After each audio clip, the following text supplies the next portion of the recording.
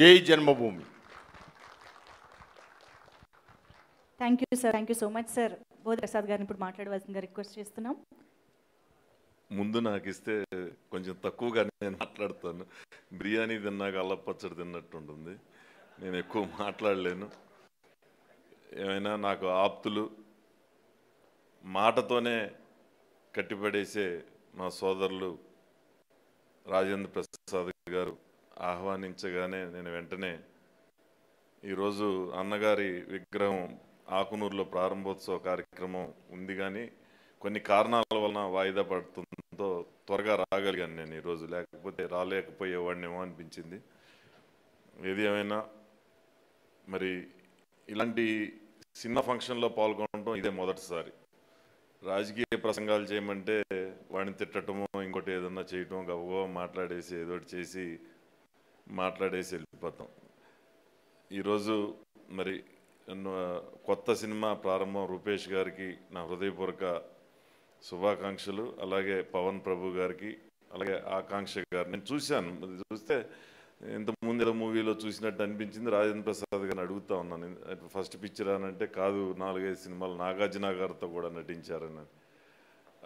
Cinema knowledge కొంచెం తక్కువ. రామ్మోహన్ గారు అయితే మిడ్ నైట్ సెకండ్ షోకి వెళ్ళిపోతారు ఫ్యామిలీతో. నేను 9 గంటలకల్లా ప్యాకప్, మళ్ళీ మార్నింగ్ లేస్తారు, మళ్ళీ 4కి రైల్వే స్టేషన్ నుంచి నడవటం, లేకపోతే శాండ్ వాక్ ఇట్లా వెళ్ళిపోతూ ఉంటారు. ఇదేమైనా ఒక చక్కటి ఈ రోజున ప్రాసమణి గారిని నేను కూడా యూట్యూబ్లో చూశాను. ఏదో గోదావరి జిల్లాలో మా రాజకీయ నాయకులను పొగుడుతూ ఉంటే నేను ఒక వీడియో చూశాను.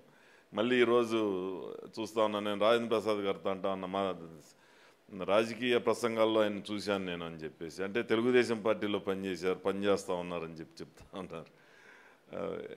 అలాగే చైతన్య ప్రసాద్ గారు, మరి ఆ నలుగురు సినిమా సాంగ్ కానీ లేకపోతే మూవీ రైటర్ అనగానే నాకు బాగా నచ్చిన సినిమా ఏదైనా ఉంది అని అంటే ఆ నలుగురు.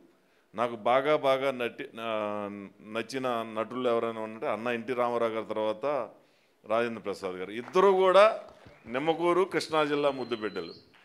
నిజంగా కృష్ణా జిల్లా అదృష్టం, మా అదృష్టం. ఆ జిల్లాలో మేము మళ్ళీ చెప్పుకోవడానికి మాకు గర్వంగా ఫీల్ అవటానికి. ఈ రోజున మరి కొత్త సినిమా అయినా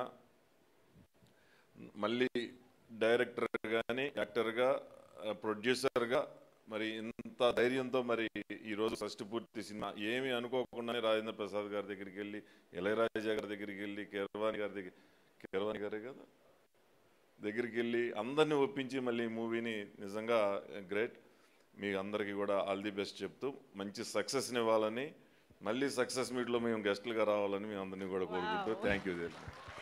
super sir, thank you so much sir. మీరు ప్రజానాయకులుగా ఎన్నో వేదికలపైన ప్రజల్ని ఉత్తేజపరిచే స్పీచ్లు, లేకపోతే వాళ్ళకి భరోసానిచ్చే స్పీచ్లు ఎన్నో ఇచ్చుంటారు. కానీ ఇది సినిమా వేదిక కాబట్టి, అండ్ మా రాజేంద్ర ప్రసాద్ గారికి మీరు బాగా కావాల్సిన వాళ్ళు కూడా కాబట్టి, మీ ఇద్దరి నుంచి ఒక్క డైలాగ్ వినాలనుంది సార్.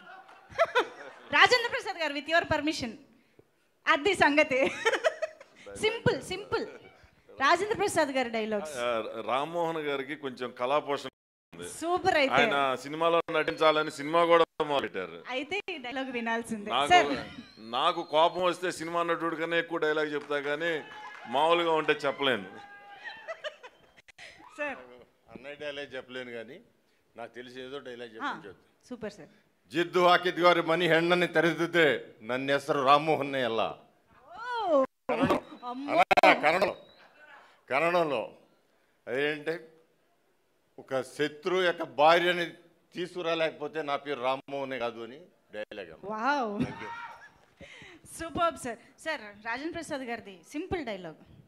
అప్పుడే తెల్లారిందా, అది చాలు కదా సార్, చాలు. చిన్నది.